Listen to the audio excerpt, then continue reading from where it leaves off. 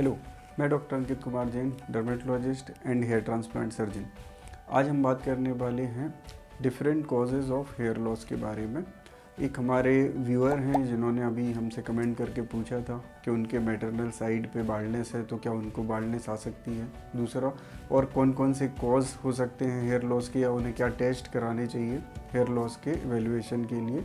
तो आज हम उसी टॉपिक को थोड़ा सा लेके डिस्कस कर रहे हैं। आप भी हमारे चैनल पे अगर कुछ क्वेरीज आते हैं तो कमेंट कर सकते हैं, पूछ सकते हैं। हम कोशिश करते हैं कि हमारे व्यूअर्स के जो भी क्वेश्चंस हैं उनको लेके ही उन्हीं टॉपिक पे हम वीडियो बनाएं, ताकि आपको और ज़्यादा क्लैरिटी मिले और साथ में और बहुत सारे लोगों के डाउट्स भी क्लियर हो जाएं। तो आज हम इसी टॉपिक को लेके आगे बढ़ रहे हैं। तो जनरली एलोपेशिया को या हेयर लॉस को दो पार्ट में डिवाइड किया जाता है, एक नॉन स्कारिंग एलोपेशिया और एक scarring alopecia. Non scarring alopecia यानी कि जहाँ पे बाल तो झड़ते हैं लेकिन सिर में स्कार्स नहीं बनते हैं या परमानेंट डैमेज नहीं होता है। और एक होता है स्कारिंग एलोपेशिया जिसमें बाल झड़ने के साथ साथ सिर में स्कारिंग होती है, मतलब फाइब्रोसिस होती है, यानी कि वहाँ परमानेंट डैमेज हो जाता है, फॉलिकल परमानेंट ख़त्म हो जाते हैं, जिसके बाद वहाँ पे दवाइयों से कोई ग्रोथ नहीं आती है।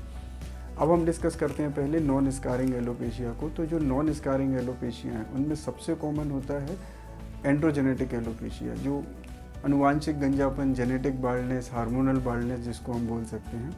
तो यह पैटर्नल साइड से यानी फादर की तरफ से भी आ सकती है और मैटरनल साइड से यानी मदर की तरफ से भी आ सकती है।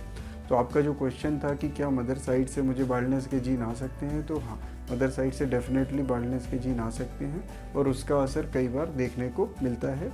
बाल्डनेस जैसे आपकी मदर साइड में मामा को, नाना को या मदर को खुद को अगर बाल्डनेस है या उनको थोड़ा सा गंजापन आने लगा है, तो आपके शरीर में वो गंजापन आने का एक चांस ज़्यादा हो जाता है। दूसरा क्वेश्चन था कि क्या क्या टेस्ट हम कर सकते हैं, तो वो हम इन कॉजेज़ में ही इंक्लूड कर लेंगे।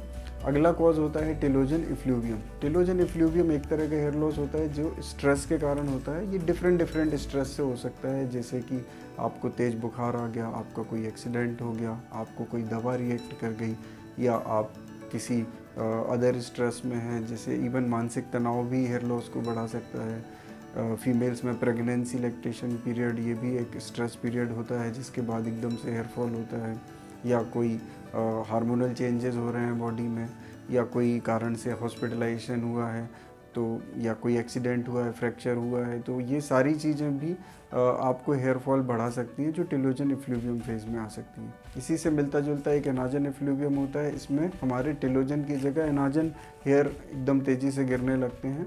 जो ये होता है कि अगर सेल प्रॉपर माइटोसिस ना कर पाए तो उस कारण से होता है।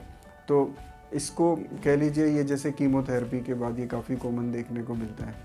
फिर इसके बाद और जो कॉजेज़ होते हैं, जैसे फंगल इन्फेक्शन, टीनिया का इन्फेक्शन होता है, उसके साथ भी हेयर लॉस हो जाता है। उसके अलावा कोई अगर हमें एलर्जी हो जाती है, बालों में कोई प्रोडक्ट सूट नहीं करता है, या फिज़िकल ट्रॉमा होता है, हम हेयर स्टाइलिंग करते हैं, कलरिंग करते हैं, हम डिफरेंट प्रोसीजर्स कराते हैं, तो कई बार हेयर बीच में से ब्रेक होने लगते हैं, वहाँ नोड्स बनने लगते हैं, इसको ट्राइकोरेक्सिस नोडोसा बोलते हैं। इसके अलावा एक साइकोलॉजिकल कंडीशन होती है जिसमें पेशेंट खुद के हेयर को नोचता रहता है, जिसको हम ट्राइकोटिलोमेनिया कहते हैं। इसमें भी आपको हेयर लॉस देखने को मिल सकता है। तो ये ऐसी काफ़ी डिफरेंट कंडीशंस हैं जिसमें हमें हेयर लॉस देखने को मिलता है, और ये नॉन स्कारिंग टाइप के हैं, मतलब यहाँ पे स्किन में परमानेंट डैमेज नहीं होता है। अब टीनिया में एक वैरायटी होती है जिसमें पस्चुलर फॉर्म बनता है, किरियन बनता है, वहाँ पे आपको स्कारिंग एलोपेशिया हो सकता है। इसके बाद स्कारिंग एलोपेशिया के अदर टाइप में फ्रंटर फाइब्रोसिंग एलोपेशिया होता है, लाइकेन प्लेनोपाइलेरिस होता है, डिस्कॉइल ल्यूपस एरिथ्रोमेटोसिस होता है, या फॉलिकुलाइटिस डिकाल्वेंस होता है। ये ऐसे अलग अलग तरह के हैं जहाँ पे सीवियर इन्फ्लेमेशन होता है हेयर फॉलिकल के पास। तो हेयर लॉस तो होता ही है, साथ में स्किन में फाइब्रोसिस हो जाती है, तो वहाँ पे बाद में हेयर ग्रो करने के लिए कोई भी एटमॉस्फेयर नहीं बचता और ये परमानेंट हेयर लॉस कर देते हैं। तो ये कंडीशंस पहचानना ज़रूरी है, तभी हमें हेयर के ट्रीटमेंट में आगे बढ़ना होता है। अब कुछ सिस्टेमिक कॉजेज़ होते हैं, इंटरनल कॉजेज़ होते हैं जिससे भी हेयर लॉस होता है, जैसे हमारे शरीर में न्यूट्रिएंट्स की कमी होना, जैसे विटामिन B12, विटामिन D, या हमारे शरीर में आयरन की कमी होना, सीरम फेरेटिन लेवल लो होना, या हमारे शरीर में शुगर लेवल बढ़ना, थायराइड का इम्बैलेंस होना, या फिर अदर हार्मोनल एबनॉर्मलिटीज़ होना। तो ऐसे बहुत सारे जो कॉज हैं इनको एवेल्युएट करना ज़रूरी है। तो हम ब्लड टेस्ट करा सकते हैं जिसमें हम डिफरेंट लेवल्स चेक कर सकते हैं, जैसे हम iron level, ferritin level, vitamin D3, vitamin D level, thyroid level, sugar level, insulin level, ये सारी चेक कर सकते हैं। या हम स्किन की बायोप्सी कर सकते हैं जिसमें हम स्किन में क्या पैथोलॉजी चल रही है, स्कारिंग टाइप है, नॉन स्कारिंग टाइप है, किस तरह की कंडीशन से हमें डील करना है वो हम पता कर सकते हैं।